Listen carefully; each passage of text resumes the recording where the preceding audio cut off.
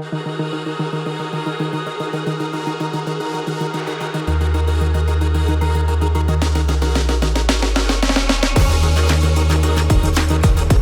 the pace of technological development, he says, is the real problem in terms of how we habituate ourselves to it. And right now, I think we're all kind of lost. Like the students have decided they're just going to use it for everything. A lot of professors don't even know how good it is, and we're all just like we're being washed away by the current, basically. So yeah.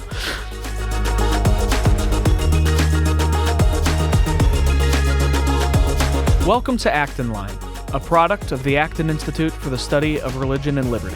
I'm Mark Townsend, producer.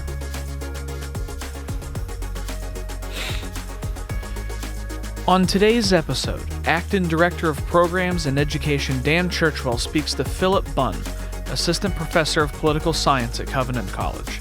They discuss his Acton Lecture Series presentation, The Heart of a Machine, Technological Threats to Liberty in Adam Smith and Beyond.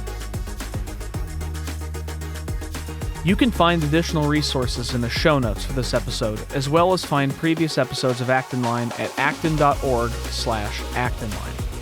And if you like this program, you can help us reach even more listeners by sharing it with a friend and leaving us a 5-star review on Apple Podcasts. We welcome your comments as well. Acton Line is available on Apple Podcasts, Google Podcasts, Spotify, or wherever you listen. Welcome to Acton Line. Today we have the distinct pleasure of having Dr. Philip Bunn, PhD Assistant Professor of Political Science at Covenant College in Lookout Mountain, Georgia, where he researches and writes on topics ranging from politics to technology, literature, and film. Prior to Covenant, he was visiting scholar in the Lyceum program at the Acton Institute for the Study of Capitalism and a lecturer at the University of Wisconsin-Madison. Specializing in political theory and American politics, he's working on a book project called The Heart of the Machine, which examines threats to liberty identified by thinkers within the liberal tradition and expands their insights into the technological present. His research has been published in the Political Research Quarterly, American Political Thought, Political Science Reviewer, and Perspectives on Political Science, as well as popular-level articles in the magazine Current, the Intercollegiate Review, and the American Conservative, among many others. Philip, welcome to the podcast. Thank you so much for having me. I appreciate it. Absolutely. So it was a joy. I think, right, didn't we decide you and I met 7 years ago? Yeah. You were a graduate student, and Acton was hosting a conference down in Austin on technology and the future of work. Right. And so tell me a little bit, that's 7 years, and it was kind of fun following your career. So we're like social media friends, but we really hadn't connected much until right now after that event. So give me just a quick update of I believe you were at University of Wisconsin during that time for your PhD, and tell me like where your trajectory in the past 6-7 years has taken you. Yeah, so I was at Wisconsin, when that conference happened, and so I was TAing at the time, and then very soon afterward, right when COVID hit, I started lecturing for my own courses, and that was great. It was a very formative experience, and then shortly after that, ended up down at Clemson, as you mentioned, but the whole time I've been following this trajectory that I was already on, which is why the conference was so exciting to me about technology, liberty, politics, all these things intertwining, and so getting to go to a conference like that and meet with professors who were already doing serious work on this, thinking hard about these questions in advance of me was really, really helpful. Moved from Wisconsin to Clemson, and then the job opened up at Covenant, and now I'm getting a chance to teach American politics and also my own set of political theory courses, just taught technology and politics. So hopefully my students enjoyed it, but it's been wonderful. So that's great. What animated your studies? What was there a particular thinker or era? When you say American politics, it's super broad. What is is there an aim for what you were doing? I got excited about technology as a topic in undergrad. So I had a professor, Roberta Bear at Patrick Henry College, who assigned us George Parkin Grant, Canadian political philosopher, as well as Heidegger and Heisenberg and some other people thinking hard about technology, pushed me back on some of my own intuitions about technology is neutral. It's just a tool. It's just how you use it. These thinkers sort of gave me concepts and categories that allowed me to approach technology as a sort of broad topic differently differently. But going to grad school, one of the interesting things, obviously, is you're thrown into the deep end, and if you're doing political theory, you're in the whole scope of the history of political thought. And then if you're doing American politics, you're definitely stretching outside of my comfort zone in terms of dealing with sort of empirical research and things like this. So technology was like the through line through all of it. But I've sort of ran the spectrum all the way from ancient stuff into modern stuff, mostly centered around these like 20th century or in the case of my dissertation, English speaking primarily late 1700s, mid 1800s thinkers on technology. That's sort of where I've found my home for the most part. Yeah, that's great. And we brought you just recently finished an Acton Lecture Series for us, and we'll link to that in the show notes so people can watch his lecture, watch your lecture as well. But in one of your writings in that theme, you're working on a book project called The Heart of the Machine. And you argue that Adam Smith's praise of commercial society is also coupled with an awareness of the ways it can go wrong and a concern for the ways it can potentially harm those we hope it helps. So one of those harms Smith was concerned about is what he called the possibility of mental mutilation of the worker. Can you unpack that? Well, what does he mean by mental mutilation? Yeah, he seemed concerned that at a certain level of technological development and a certain stage in the development of the division of labor, that workers might be locked into such a narrow task that they become fit only for that task and not for anything else. So you can analogize to just like physical defects, right? If you just do one activity your entire life with one arm or one part of your body, the rest of your body might atrophy. Similarly, he thinks if your whole world is oriented toward button pulling or lever pushing, your physical and intellectual faculties might degrade in proportion to that focus. And so his fear is that kind of person, if they lacked the opportunity outside of that work to sort of expand their bodies and minds, they might become mentally mutilated. They might be, he says, just poor examples of human beings, unable to conceive of even the duties of private life. Like they couldn't even be good people in their own homes and social lives, not to mention public citizenship. And so one of his operating concerns is like, if that is going to happen in these new technologically advanced societies, how can we counteract that? He suggests through some kind of education baseline that sort of props up the intellectual faculties of the worker. Something like that. Yeah. So where do you think the strengths and weaknesses of that argument? Obviously that was, and now is that in Wealth of Nations or a Theory of Moral Sentiment? Yeah, I think the argument is through both, but it specifically comes from Wealth of Nations where he talks about this. Yeah. So we're nearly 250 years away from that, and there was there has been a lot written in 2.5 centuries on technological advance. Yeah. And working at a think tank that takes free markets and globalization seriously and thinking about the positives and negatives. What do you, as you critique or think through that argument, where do you think it holds and where do you think there might be some tensions with what he's trying to argue? Yeah, I mean, I think one area that that you might be able to criticize him on is just obviously the future of work did not look like what he conceived it would. Some people have criticized Smith for failing to even foresee the sort of coming factory system that we associate with the industrial era, so he doesn't seem to really be aware that that's developing or is going to happen, and he certainly could not have conceived of the world we live in now, where people are talking about we're in a service economy, we're in we have subscriptions and we deliver goods and services in very different ways than I think he could have imagined. So there's, I think, some limits there, but the underlying core concern, I think, I argue, obtains even more now than it did in his day, because we have new technologies that, as I put it in the book project, they span now the gap from labor into leisure. Like these new technologies consume every part of our lives. And if they are mentally mutilating us, it's not just in our work life. It's in the devices we all keep in our pockets and the things we're scrolling through as we should be going to sleep and so on. So I think the concepts and categories that he gives us are useful, even though the situation is quite different than he could have imagined, if that makes sense. Yeah. And do you think his argument is it on the individual level? Like, is he initially concerned with what, for the lack of a better term, formation and deformation of the individual in these tasks, or is it are there broader societal concerns as well, or is it he's literally concerned about workers? Yeah, I think it's the individual primarily, and then alongside that comes like, well, he mentions quite often, he's like, well, in a well-governed society, such and such. So he clearly has a conception of like there are institutions and structures and policies that obtain at that broader societal level that impact the individual in these certain circumstances. And so I think he unites both of those in a really helpful way. He obviously seems primarily concerned with the individual and their sort of intellectual life, and that's how he approaches it's a sort of individualistic analysis of human psychology and theory of moral sentiments.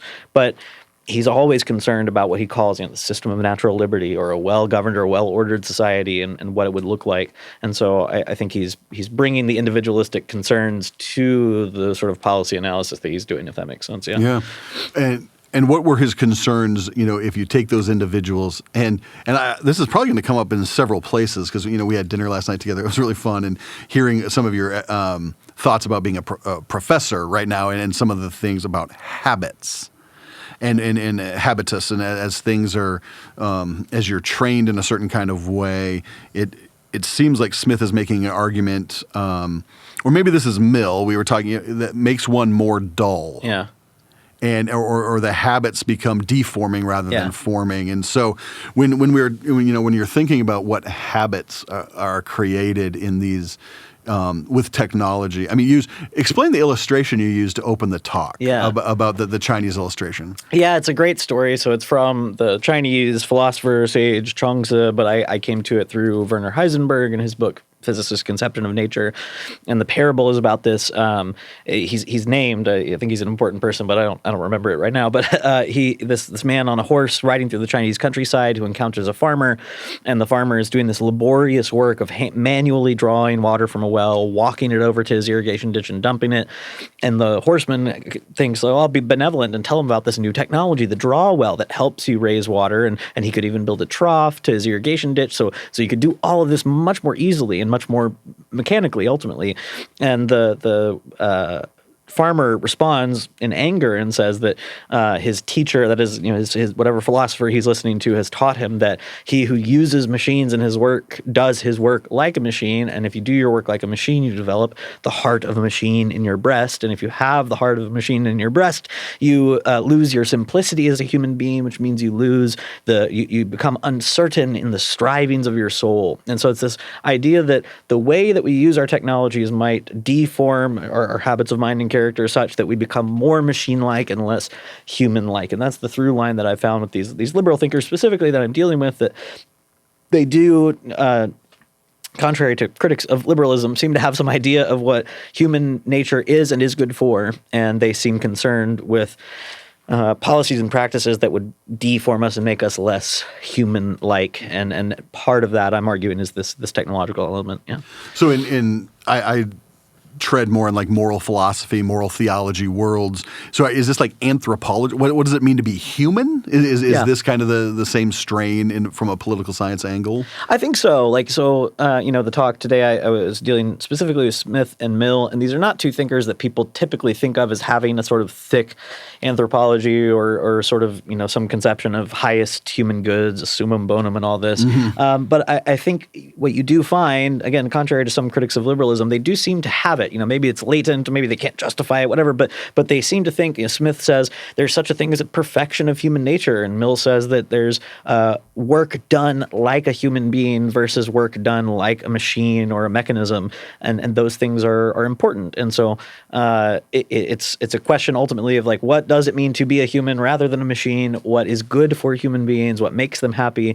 And in what ways do our policies or practices undermine that? And they're very concerned with this. So I do see them as like richly moral thinkers in a strong way. I candidly started this project because I was very sympathetic to a lot of critics of liberalism, but there's a section of Patrick Deneen's Why Liberalism Failed on Technology. And he effectively argues that within liberalism, there is no or could be no limiting principle on technology. There's no grounds on which a liberal who's accepted what he characterizes as liberal could say, well, here's where we should stop or draw the line and stop technological progress or some such. And that just didn't seem right to me.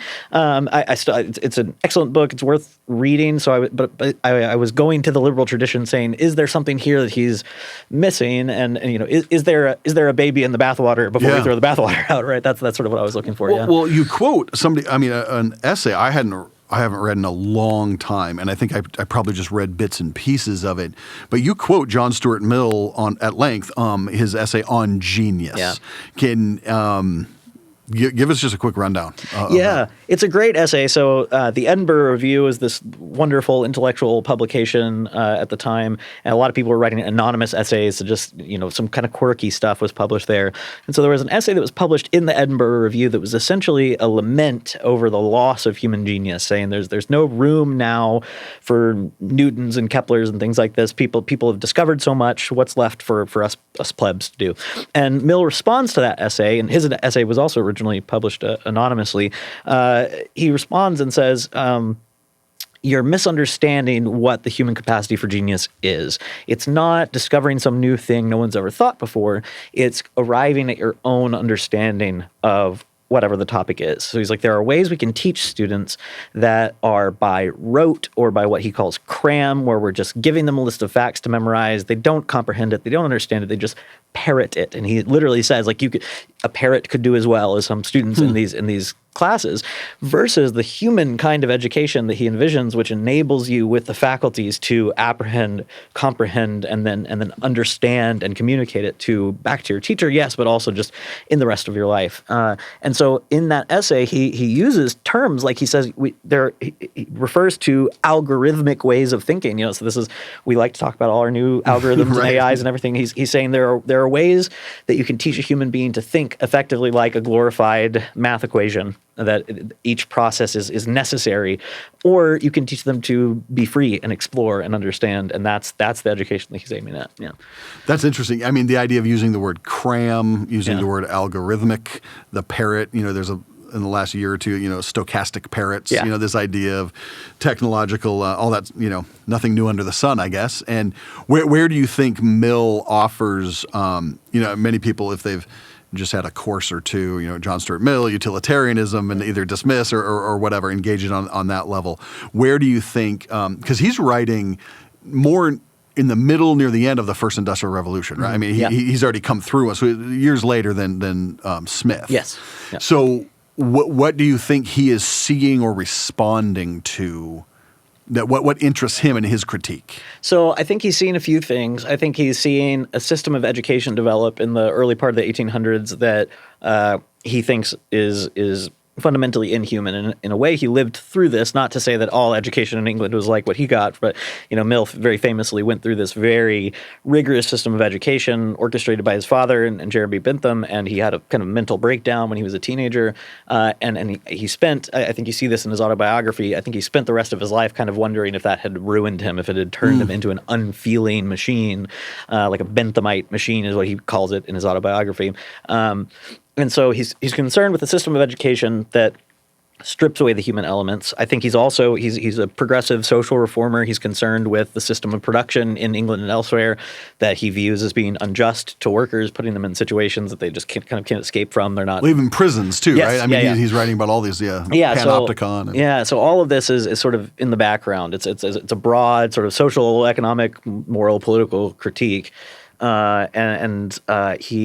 I think this animates both his writings and his policy work. So he's advocating for labor reform. He's advocating for reforming the laws of combination that could allow workers to sort of collectivize and have some negotiating power against their employers, et cetera, et cetera. So, all of that, though, I think is centered on this like deeply moral argument of just like there are higher human faculties we're risking if we teach people to behave this way and teach both in the classroom and in just society at large. So he says in On Genius, education properly considered is the totality of a person's social circumstances. So how you're treated by your so-called betters, how you're treated in the classroom, how you're treated in church, how you're treated in the street, all of this matters to how you are taught to think and feel.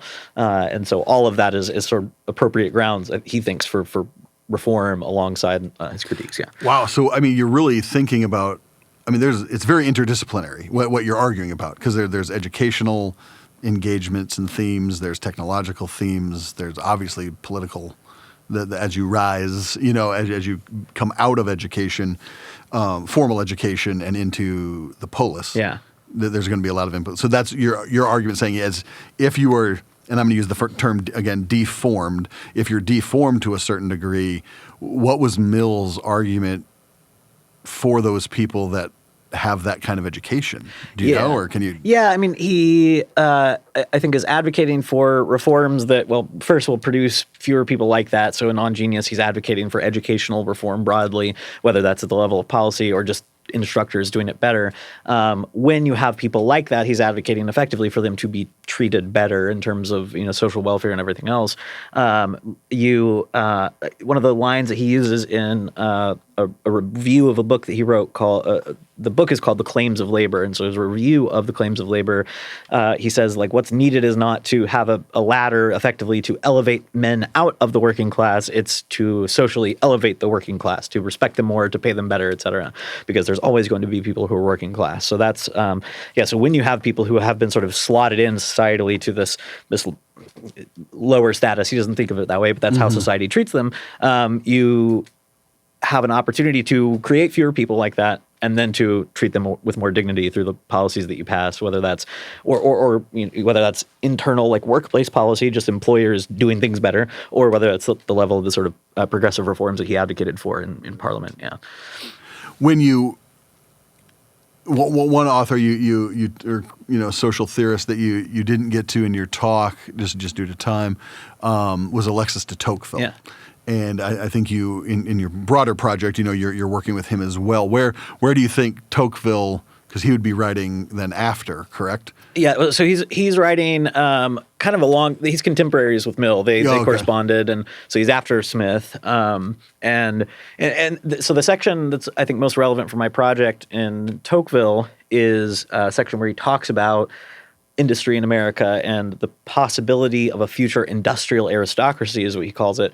And at the beginning of that chapter, he is pretty clearly echoing Smith's concerns about mental mutilation. There's no, I talked to my grad advisor about this. He did a research project on it as well. There's no explicit evidence that he was quoting from or knew Smith. And no attribution it's pretty obvious he's echoing the same concerns. He says you get these workers in a factory, they do the same thing every day. Relative to their masters,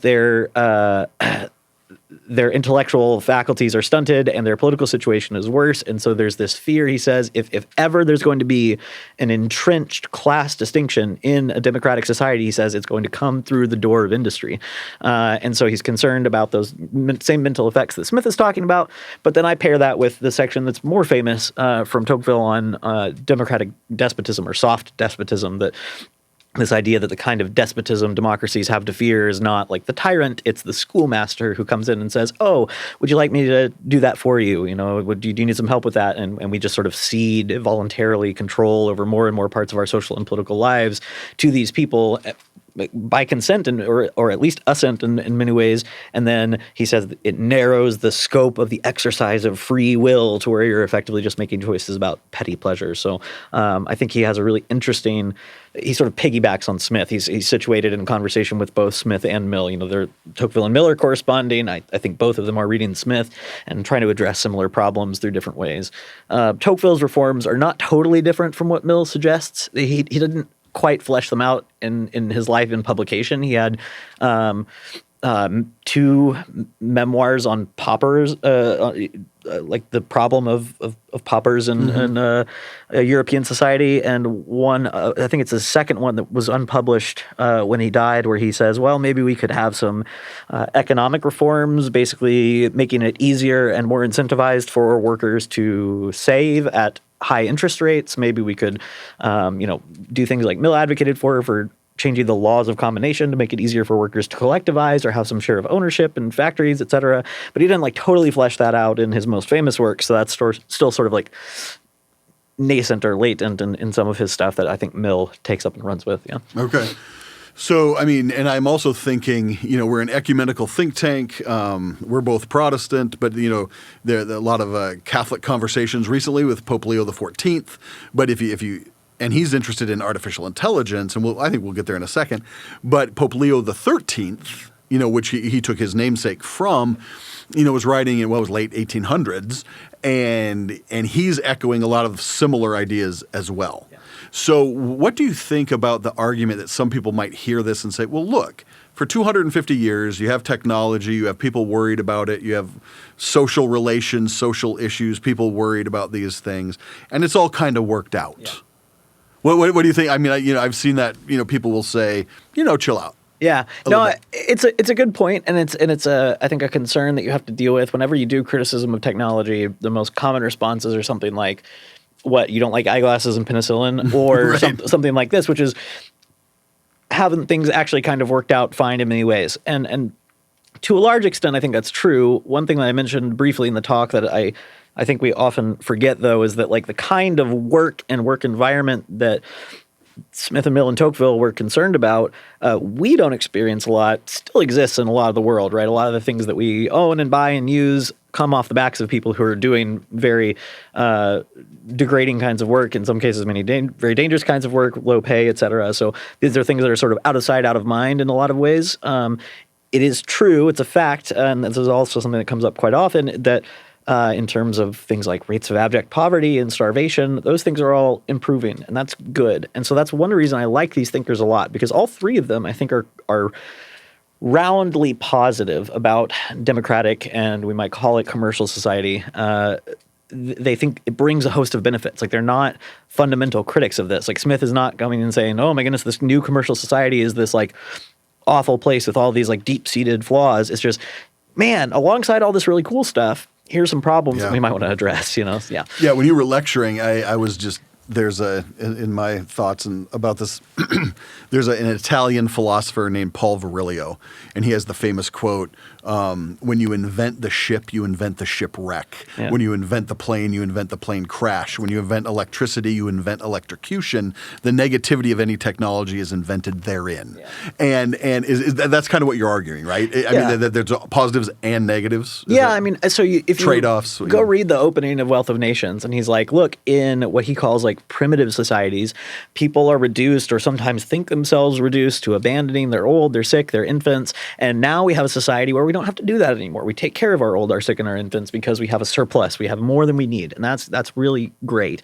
It's just recognizing that alongside all of those benefits, we've not solved all the problems. So yeah, it's a hard line to walk, because like when you do technological criticism, it's tempting sometimes to jump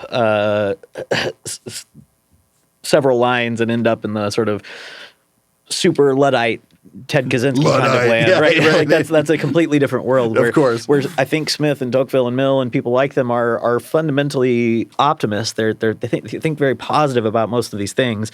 It's just making sure that alongside our positivity, we don't become such ruthless optimists that we forget the accompanying harms. Yeah. Doesn't it seem that there's a spectrum? The doomers and boomers, the techno optimists versus techno pessimists. It seems too binary, and as these are fact dependent. As we talk about some of these technologies, and it really takes somebody to actually pick at the edges and talk about.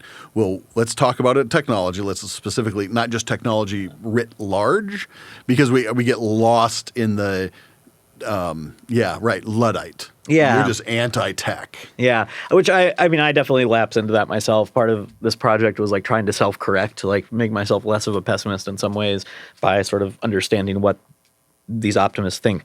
I think you're right. Like I try to do in my teaching and my reading, like try to get some of the big picture perspective on technology. But I think you're right. A lot of the best criticism comes at the level of like, let's look at a specific technology, let's look at its harms, let's look at its benefits, and let's sort this all out on a more granular level. Yeah.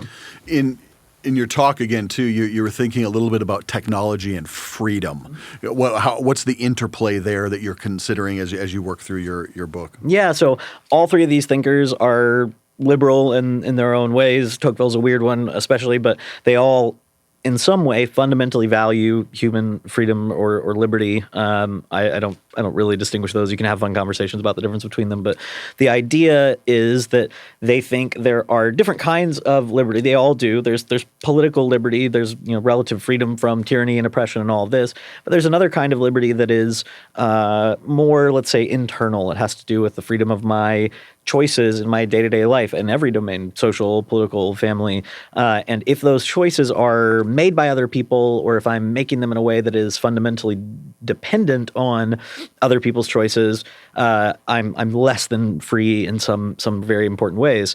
And so the schoolmaster-like despot is a good example of this, right? If the scope of our exercise of free will is so narrowed, we're not really making our choices.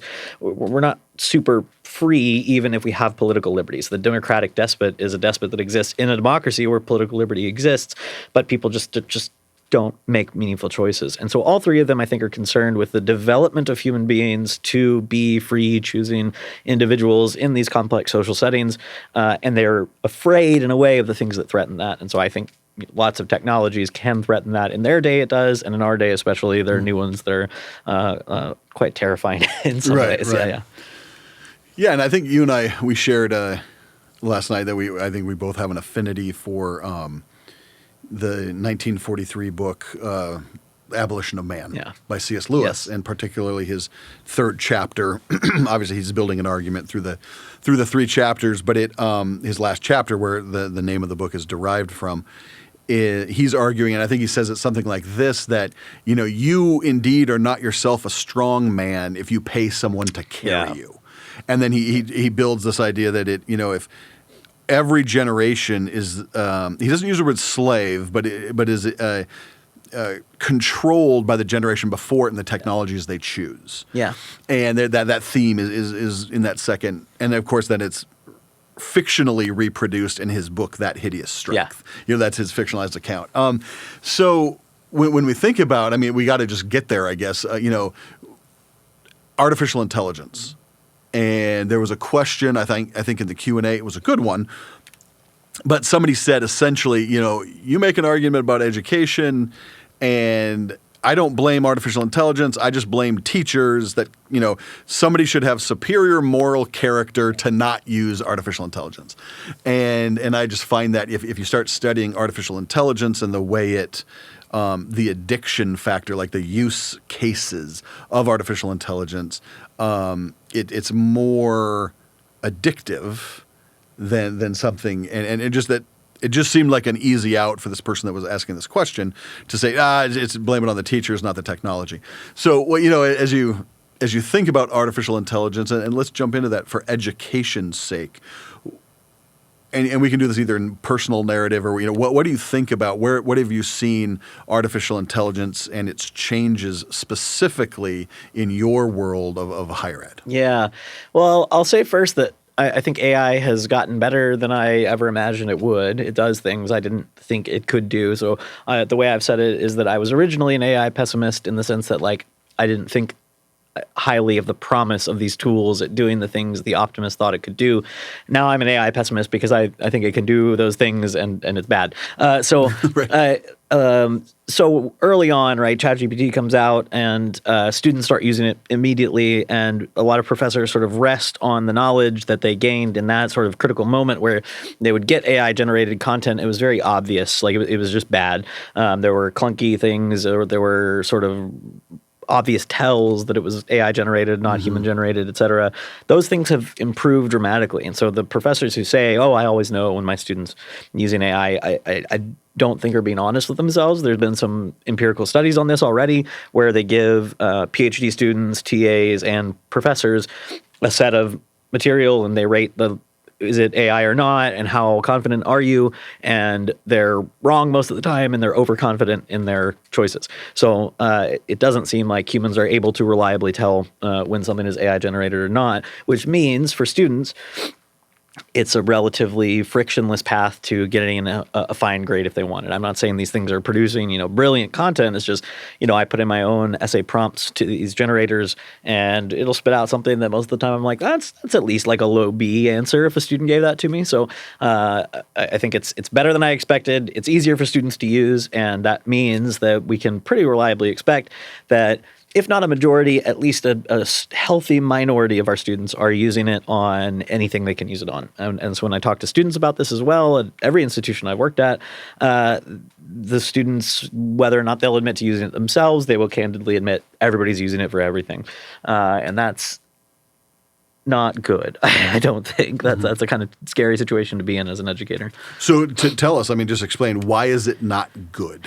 So I think one of the mistakes I hear people make in this conversation is they'll say, well, if an AI could do your assignment, it's a bad assignment. And I think that's a foolish way of thinking about the sort of things we assign in classrooms. Because, I give my students assignments that are like, write a paper on this thing that people have thought about for hundreds of years and a lot of people have written about better than you before, right? The point is not that they produce something that's novel or even brilliant. The point is they, let's say I'm asking them to compare and contrast the three major social contract thinkers, right? I want them to write an essay on Hobbes, Locke, and Rousseau. There are lots of Hobbes, Locke, and Rousseau scholars who could do that way better than they could. The internet has lots of resources that could do it, that summarize it better than they do. The point is developmental. It's to make them do the reading, do the work, show their work, and provide evidence in a well-written, well-researched, well-argued essay. And so when a student takes the shortcut of whether that shortcut is, just copying it off the internet or using the AI tool, they're shortcutting that developmental process.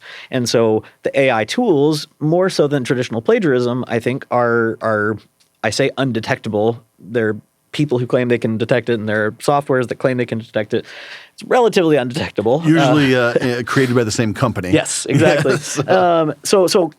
I had students before ChatGPT came out do traditional plagiarism, and so I could Google a sentence and find it on the internet and show, aha, you got this from somewhere else. It's not really possible to do that with AI-generated content. So I think effectively students have an easy access to what I call the plagiarism bot, and they will use it, and we have to assume they will. And so the options are disincentivize its use somehow, either through harsh punishment or the way we structure our assignments, or teach our students to love learning and not use those tools. But I don't know how to say this.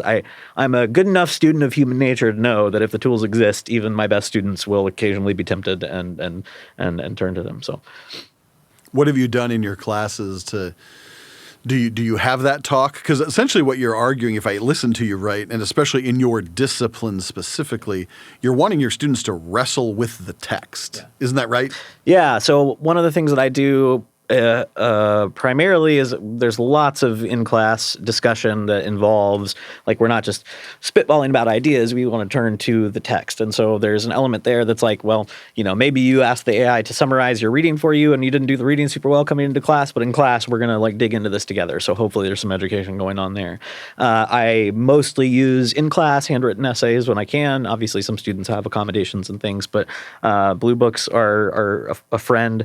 But yeah, I still assign traditional essays, and I just assume that a lot of cheating goes on, and I grade them strictly with an eye toward, especially one of the things I make clear to my students is that these papers that I'm assigning require not just good writing, but extensive evidence from the text that show me that you have read it and could convince a reader of your interpretation of the text. And that's something that, at least right now, the AI is not super good at doing. When you ask it to provide citations or examples, it doesn't always do that in a very thorough way. So that's one way, in the sense that it's not like I can tell that a student used AI in a way that I could prove. It's just that it's a bad essay if it doesn't include those elements. So, so I think it's actually solving the problem of AI in higher education would require, I think, completely revamping the whole system into a system that is has more teachers, has a more sort of tutorial model, all that kind of stuff, which is not feasible for most institutions. So the best we can do is just sort of structure our courses in a way that, as much as possible, we're doing in-class text reading or some method of making sure students are actually doing the learning. But it's it's a frustrating problem to be dealing with. I'm sure. It seems that this is a metaphysical problem. Some people are scared of the M word, right? But what is really real, or the ontology of these are ontological metaphysical issues with helping a student try to grapple with reality, with what's true, not merely pragmatically getting through the hoop of the assignment. And there seems to be something fundamentally, I mean, depending on who you read, 35 to 40% of people in America will have a college degree, a completed 4-year college degree. So fast forward with me, do a thought experiment 10 years from now. Yeah. People that are consistently, if this is endemic as we're seeing it, people that are trained to get through knowledge problems, quote unquote, with the aid of this tool. Yeah. What kind of people so they will have exited, let's say they get all A's, right? Yeah. What does that portend for civil society? Yeah, it doesn't look good in my mind. Like I do this a lot, just imagining what 10 years out from now looks like. And I say, like, maybe I'll be wrong and we'll find 10 years from now that people are just like brilliant and AI has freed them from drudgery to go do smarter stuff and everything will be improved. Maybe that'll happen. I don't think that's what's going to happen. I think what we're already seeing is you'll have people who, without the aid of those tools, are sort of incapable of doing the work that's required of them.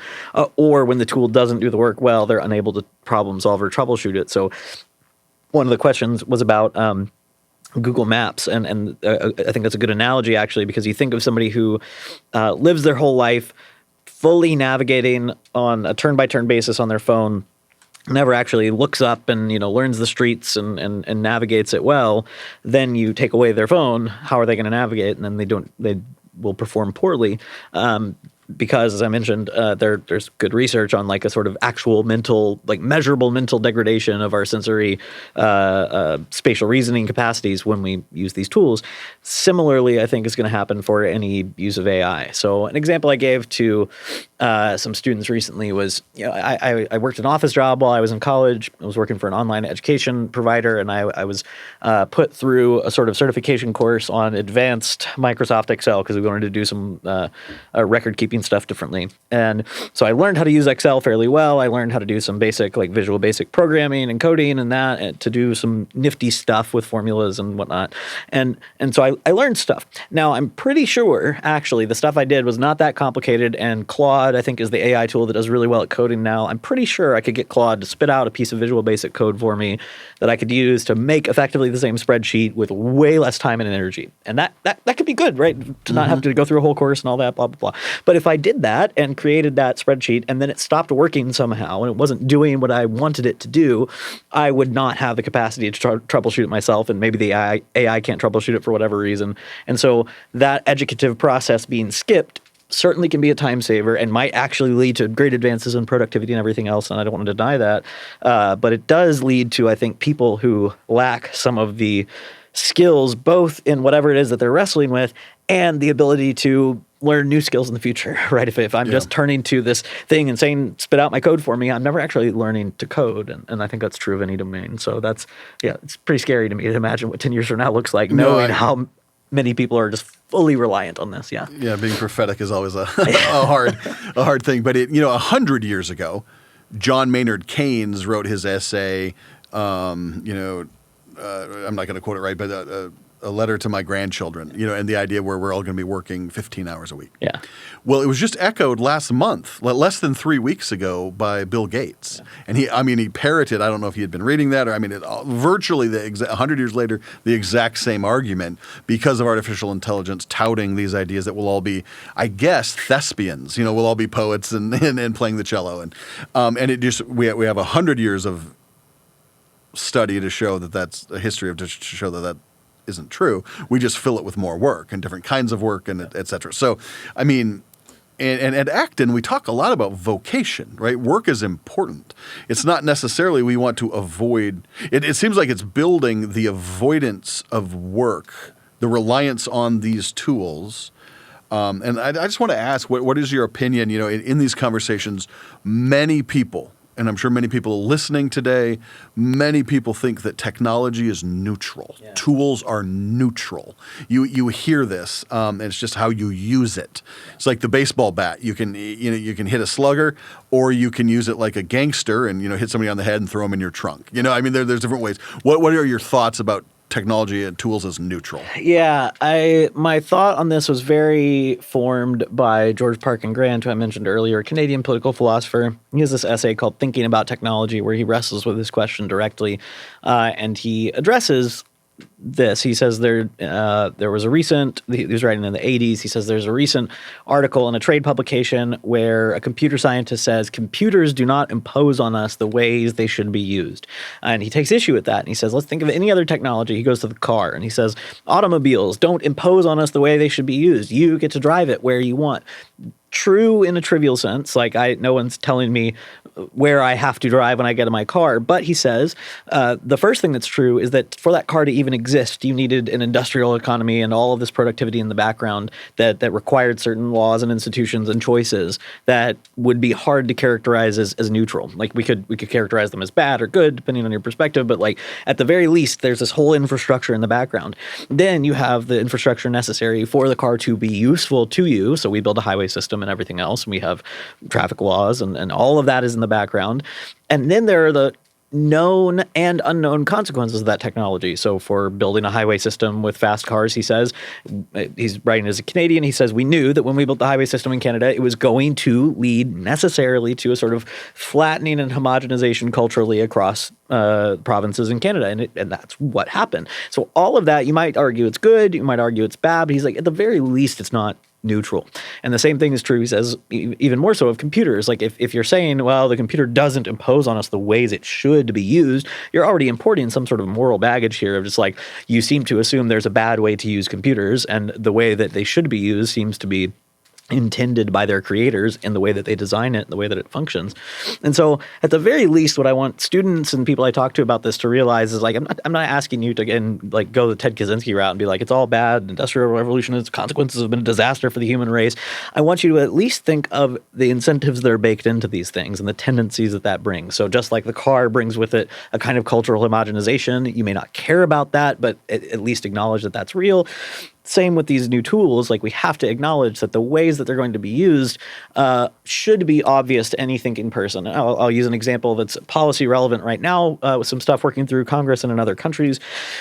It should be obvious to anyone who's been on the internet for 10 minutes what AI generative photo and video software is going to be used for, whether that's women or children being impacted. Like it's going to be used for some pretty awful, nasty, Absolutely. salacious stuff, and that should be known if you think about it for 5 minutes. Again, that doesn't make it characteristically bad, like everybody who uses it as bad, et cetera. It just means that I feel like neutral would be a weird way to describe it.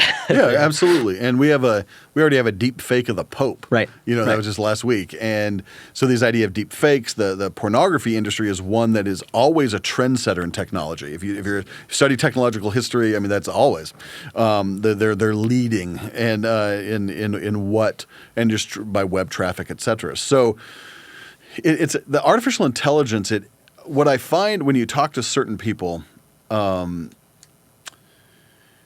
especially religiously minded people, right? We're an ecumenical think tank that talks about freedom and virtue and economic opportunity a lot here at Acton, but primarily with a lot of religious underpinnings. And so there are multiple companies, and on the Protestant side, there's one called Gloo, Gloo. So there's Gloo, that's probably the leading, I think they secured if my number's right, $100 million worth of venture capital. There's Pulpit AI. Yeah. And there's these other, where do you, like religiously minded people who think about personhood, human persons, a certain kind of, or should be, catechized a certain kind of way, et cetera. I mean, there's, again, a lot of off-ramps here. But what do you think about theological reasonings around or engagement around AI? Yeah, that's a good question. And it's come up a lot. Teaching at a Christian school, we think about this in these terms. And one of the things that's mentioned a lot at Covenant is the concept of, part of being made in the image of God is that you, as an individual, have a voice that God has given you, and you are developing that voice in your education, whether that's your writing voice, your speaking voice, the things you're advocating for, the things you're representing publicly about yourself and your faith. And AI just often is used to substitute for your voice. And so you mentioned like vocation earlier as well. I think this is an important aspect of it as well, is that, we have certain callings and certain responsibilities that cling to those callings. And when we forsake those responsibilities by offloading some things to AI in ways that are dishonest or misrepresenting the work of a machine as our own, et cetera, I think you're risking very easily falling into some pretty nasty territory that I think we would be willing to call often sinful. So yeah, I would say a good perspective on what it means to be a human being created in the image of God, who has a calling, who can be creative, has this voice to develop, and is made to glorify God and enjoy Him forever. Thinking about how we can best do that, that does not often look to me like using these tools. Now, I'm not denying that there are ways that people can use these things to good effect. I'm just I think the non-neutral baked-in tendencies drive us away from the virtuous uses of it. It's way easier for a student to dishonestly submit something they didn't write than it is for them to have a useful thought-generating conversation with an AI and then go write a better paper, right? So one of these is the natural consequence or the natural pathway that I'm going to expect most of them to take. Yeah. So I don't know if that fully answers what you're getting at. No, there's, like I said, there's a lot of off-ramps. I mean, you have Chat GPT, you have Jesus GPT, Yeah. you can impersonate. So what would C.S. Lewis? You can have a chatbot conversation with Lewis, and I mean all kinds. There was a kind of like mini scandal, I guess. There was I don't remember if it was Catholic Answers or some Catholic organization made like an AI priest chatbot, and people eventually convinced it to start like offering what the AI priest said were valid confessions, right? So this was kind of like obviously a problem if you're a Catholic, if you believe the things they believe about priests and confession and absolution and stuff. To have an AI bot claiming it can absolve you of your sins, that's a bit wild. So. Yeah, and school. There's the different schools of thought, different religious perspectives. There's a lot of Catholics that are engaged in like the Magisterium AI and some of these other companies that are really trying to play in this field. And I think religiously minded people really need to think about. There's a great organization called AI and Faith where they're just really playing in this field because it seems to have a lot of implications.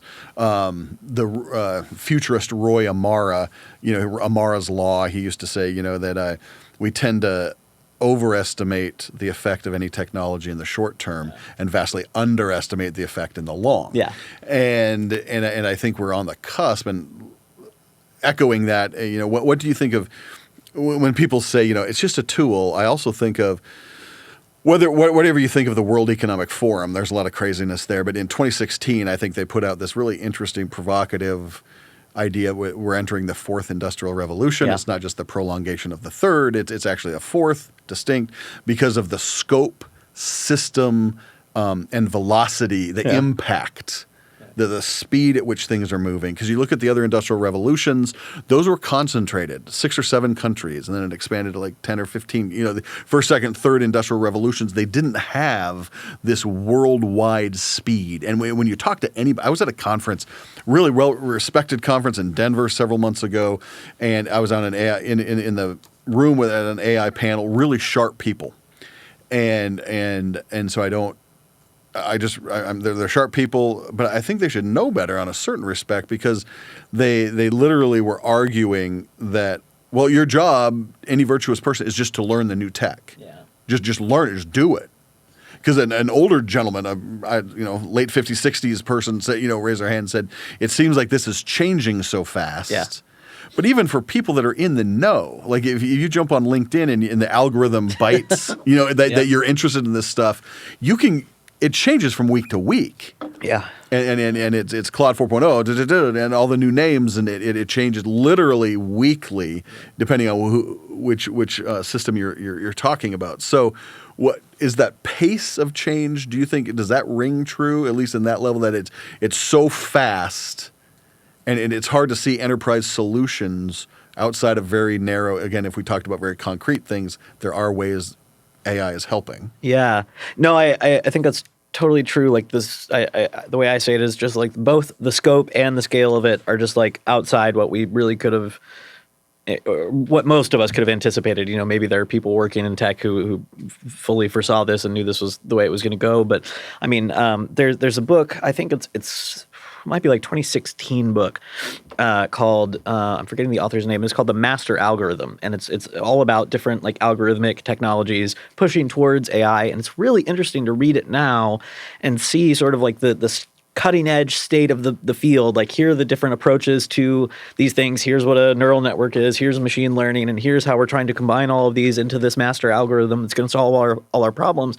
And see like how, in some ways, how prescient it is, and then also how short-sighted it is in a way where it's like these things that today are just like everybody's using them, like 2016 are just like we're almost there, like we're figuring it out. It's just really interesting to see like how rapidly those things changed, even from like kind of a specialist, and just the advances in the way these like large language models have been used to do things like photo and video and everything else. It's quite incredible, I think. So yeah, it's faster, I think, than we know what to do with. And one of the problems with this is, I mentioned Werner Heisenberg earlier, and one of the things he says after that parable that I was talking about, he says, well, okay, I don't think technology is the problem. Technology doesn't inherently, make us all awful people. He's like, there are still people doing poetry and theology, and like technology exists and people can still do good stuff. So it can't just be technology. He says one of the problems is the pace of development. And so he says, effectively, in his lifetime, he's gone from, we didn't even know what quantum physics was, to robust quantum physics. We didn't have an atom bomb, and then we did. We just he's right in the 50s. So he's on that side of the computer and everything we're dealing with now. He says the problem is maybe not technology itself. It's that our moral reasoning takes some time to figure out the virtues appropriate to whatever situation we're in. Whether, if you live through a revolution, if you live under one regime and then it changes to another regime, or you go through some historical transformation, it takes some time to figure out how you should live and act in that new change. And so the pace of technological development, he says, is the real problem in terms of how we habituate ourselves to it. And right now, I think we're all kind of lost. Like the students have decided they're just going to use it for everything. A lot of professors don't even know how good it is, and we're all just like, we're being washed away by the current, basically. So yeah.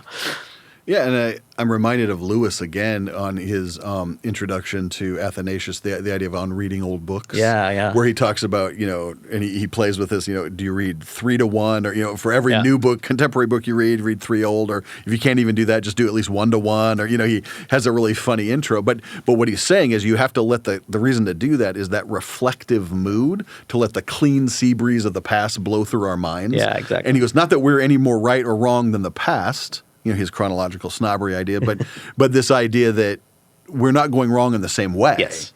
And that our generation is definitely going wrong in some way. And so those echo when people start talking about, we'll just get with the times. Yeah. If you're on ChatGPT 2.0, and we're now way past that from a month ago, and it seems like that's the wrong tack. Yeah, I think there are obviously people who need to be like up on this stuff and becoming familiar with these tools. I don't think the appropriate answer is just like get on board or you'll be left behind. I think what we're going to see, actually, I think we're already seeing some elements of this, is we're going to see a little bit of a backlash in the sense that we're going to see real value placed on human sourced content, right? So if people start wondering, is this novel I just picked up an AI generated thing or not, I think people are going to really value a way to know this came from the mind of a human being. Same thing with art, right? So there's like the AI art generators, quote unquote, can argue about the definition of art, but they produce some stuff that like is nice to look at. It's not like it's there will probably be lots of things out there that people think, oh, that's beautiful, and then realize it's AI generated and then want to hunt for authentic human sourced stuff. Yeah. So I don't think the answer is just like get on board or you'll fall behind. I obviously, again, like some of my colleagues are really interested and invested in making sure we have good uses for this or know how to use it well. That's good. But I do think there's going to be a lot of room for us sort of stick in the mud pessimists to stand athwart AI yelling stop. That's sort of what I'm thinking. Yeah. Yeah. Well, yeah. It's just the pace that I think it's not. You can't put the genie back in the bottle, whether we should or not. That's a whole nother talk probably. But we can't. And so, is there room for real, like the common good? Yeah. If you're are we talking about something that because it doesn't just impact, it's not individual, and on the spectrum, it really does affect how banking is happening. A good friend of mine, they live out west, and they were just graduated, and they took a job with a bank, and they eliminated all face-to-face tellers in this. And they put them all in a giant call center, and she sat in a cubicle farm, and did just screened all day. And the communication, and there was, and I'm sure this happens in real life to a certain degree, but what they found is the abuse when there's a screen between you, the verbal abuse and just the conversations and just the intensity. She quit after just a few months, and I can imagine was doing something different. But so there's obviously we're going to have to think about. And then ways to, not jump on the hype bandwagon, but it is real. So considering, Klarna, just the Swedish company, just, went full AI and we're going to, get rid of everybody. That was like 4 months ago. And just last week, 2 weeks ago, they said, oops. Yeah.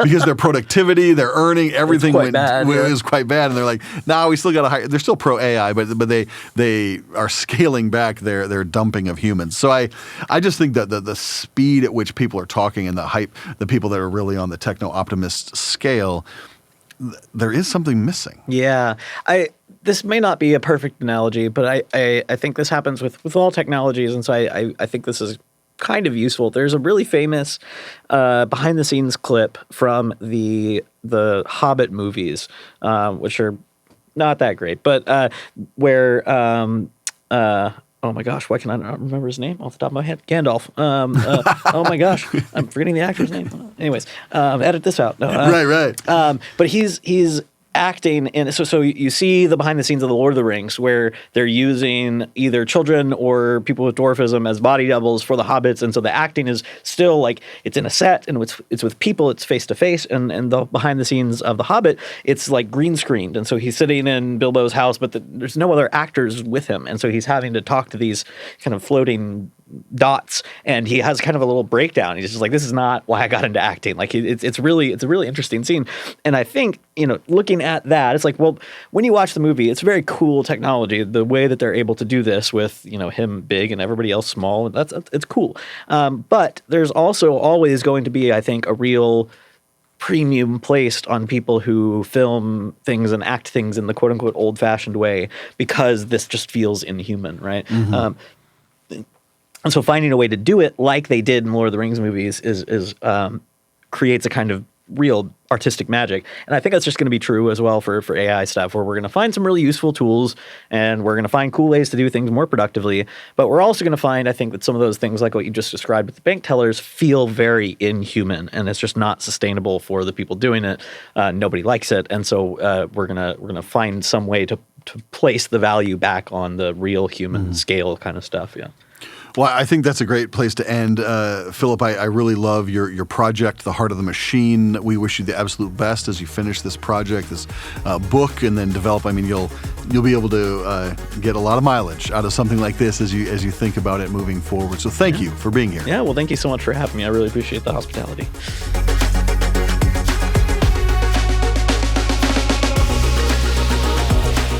As always, thank you for listening. Our team loves putting this podcast together for you. It's encouraging to hear from our listeners. Feedback is incredibly important because it lets us know what topics you are interested in most. If you have comments, feedback, or ideas for a show topic or interesting guest, you can email our team at producer@acton.org. Until next week, for Acton Line, I'm Mark Townsend.